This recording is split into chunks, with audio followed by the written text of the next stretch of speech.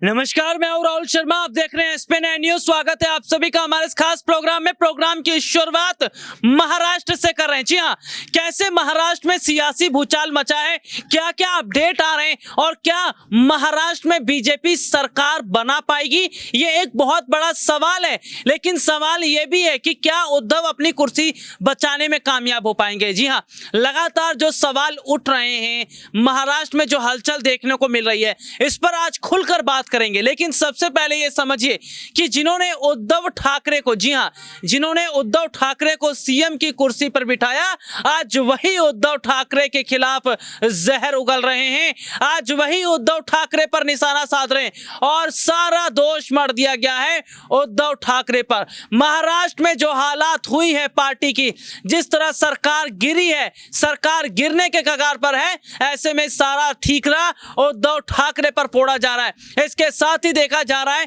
कि शरद पवार और तमाम नेताओं का मानना है कि उद्धव ठाकरे ने अपना काम सही ढंग से नहीं किया।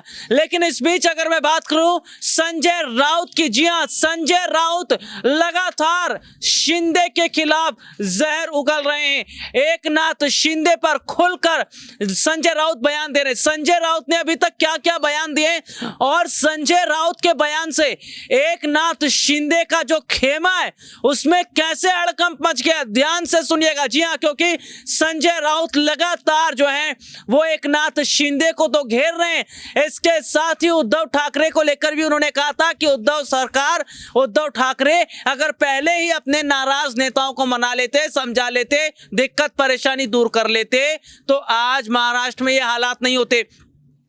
सीधे सीधे तौर पर देखा जा रहा है कि महाराष्ट्र में जो स्थिति बनी हुई है, इसका जिम्मेदार क्या वाकई उद्धव ठाकरे हैं या फिर संजय राउत की वजह से उद्धव ठाकरे की हालत हुई है। लेकिन सीधे तौर पर हम यहां पर संजय राउत की बात कर रहे हैं कि संजय राउत ने कहा एकनाथ शिंदे शिव सैनिक नहीं है, वो नकली शिव सैनिक है। ये शिवसेना का होने का दिखावा कर रहे हैं क्योंकि इन्होंने आज छुरा घोंपने का काम किया है। आज जिस तरह से बगावती तेवर अपनाए हैं उद्धव ठाकरे के खिलाफ, इस तरह के तेवर अपनाना अब शिंदे को भारी पड़ेगा। सीधे तौर पर संजय राउत ने कहा है कि शिंदे को अगर कोई परेशानी थी, दिक्कत थी, तो उन्हें उद्धव ठाकरे से बात करना चाहिए था। उन्होंने कहा कि उन तमाम बागी नेताओं से खुलकर संजय राउत ये कहना चाह रहे हैं कि उन्हें ऐसे बागी नेताओं पर आज तरस आ रहा है। उद्धव ठाकरे ने कहा कि जो ये बागी नेता आज उनका साथ छोड़कर चले गए,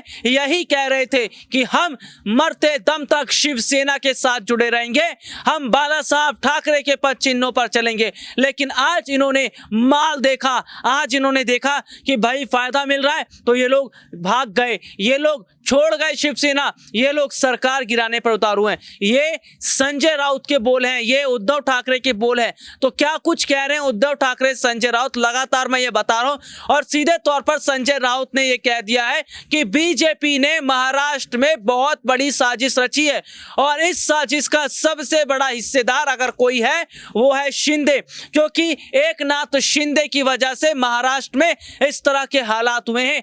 एकनाथ शिंदे की वजह से महाराष्ट्र में इस तरह की स्थिति देखने को मिली। उन्होंने कहा एकनाथ शिंदे ने सीधे तौर पर जितना बड़ा धोखा उद्धव ठाकरे के साथ किया है, उद्धव ठाकरे ने सपने में भी इस बारे में नहीं सोचा था। तो सीधे तौर पर देखा जा रहा है कि बागी नेताओं के खिलाफ तो लगातार संजय राउत बात कर रहे हैं। इसके साथ ही उन्होंने ये भी कह दिया है कि एकनाथ शिंदे ने भले ही आज खुद को उद्धव ठाकरे से अलग कर लिया, भले ही आज उन्होंने खुद को शिवसेना से अलग कर लिया, लेकिन उन्हें ये घी हजम नहीं होगा क्योंकि उन्होंने किसी के पीठ में चूरा घोंपने का काम किया है। आनंद फानन में जिस तरह से रातों रात भाग गए एकनाथ शिंदे अपने 35 विधायकों के साथ, ऐसे में यह माना जा रहा है कि संजय राउत हो या फिर उद्धव ठाकरे, ये तमाम नेता आज बरस रहे हैं एकनाथ शिंदे पर, बीजेपी पर। उन्होंने कहा कि बीजेपी इस तरह की रणनीति बनाने में माहिर है और बीजेपी की ये गलत मंशा कभी कामयाब नहीं होगी। संजय राउत ने कहा कि अभी रुकिए, अभी जल्दबाजी मत करिए, हमारे साथ विधायक हैं, हमारे साथ विधायकों की संख्या जुड़ी हुई है, हम विधानसभा में पेश जरूर करेंगे, क्योंकि बहुत सारे ऐसे विधायक हैं जो हमारे कांटेक्ट में बने हुए हैं। संजय राउत ये जरूर बता रहे हैं कि हमारे साथ विधायक हैं, लेकिन उसको साबित नहीं कर पा रहे। हालांकि संजय राउत से पूछा गया कि बीजेपी कह रही है उनके पास बहुमत का आंकड़ा है, उनके साथ विधायक जुड़े हुए हैं, उन्होंने कहा वो विधायक केवल पेपर पर जुड़े हैं, उन विधायकों का नाम केवल पेपर पर लिया गया है, पेपर पर लिखा गया है। लेकिन सीधे सीधे तौर पर देखा जा रहा है कि संजय राउत जो है वो लगातार जिस तरह से सरकार के खिलाफ बयानबाजी कर रहे थे, मोदी सरकार के खिलाफ बयानबाजी कर रहे थे, ऐसा में इसका सबसे बड़ा नुकसान महाराष्ट्र में उद्धव को उठाना पड़ रहा है। और सीधे सीधे तौर पर अगर हम यहां पर बात करें एकनाथ शिंदे की, तो एकनाथ शिंदे की नाराजगी एक दिन की नहीं है।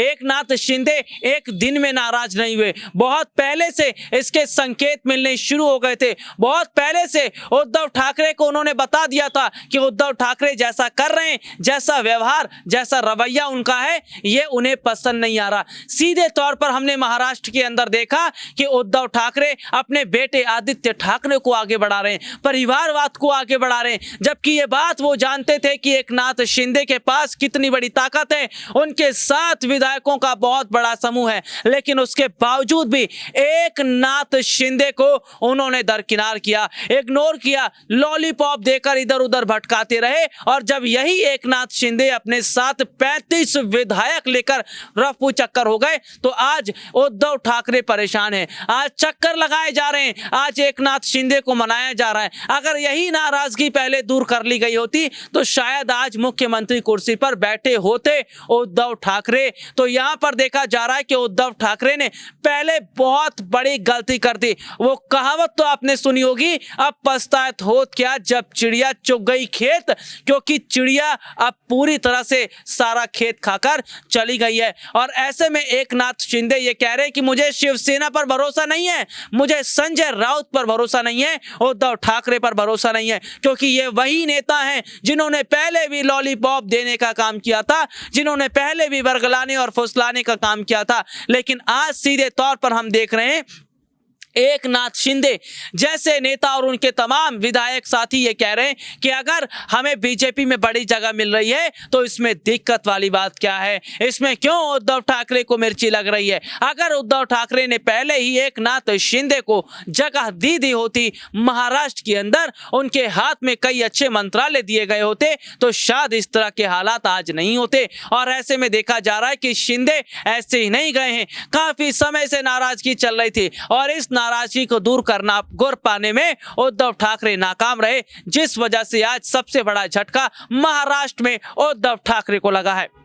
आज के लिए इतना ही, आपसे फिर दोबारा मुलाकात होगी, तब तक के लिए इजाजत दीजिए, नमस्कार।